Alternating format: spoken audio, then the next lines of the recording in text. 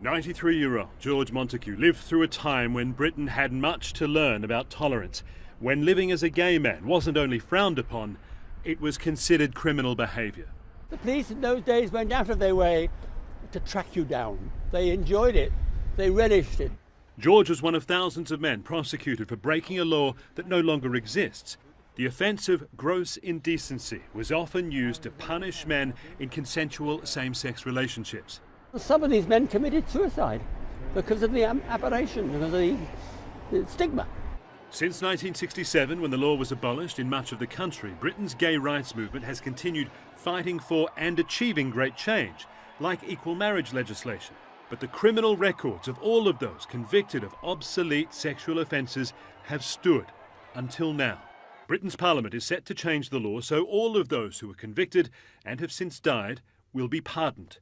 It's being called Turing's Law, after the celebrated World War II codebreaker Alan Turing, the tragic hero of the film The Imitation Game, starring Benedict Cumberbatch. Am I a criminal?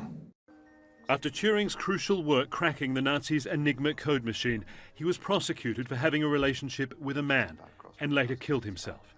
Turing was pardoned in 2013. Gay rights campaigners are pleased the records of others are now being restored as well.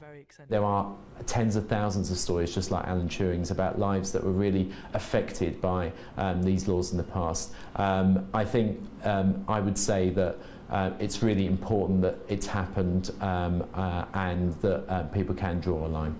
Receiving a pardon is a little trickier if you're still alive.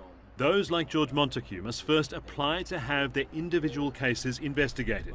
But George says he doesn't want a pardon because that implies he did something wrong. I was guilty of being homosexual, but you can't be guilty of that. I was born that way. George and others want an apology. The British government is being very careful with its language, expressing, quote, extreme regret.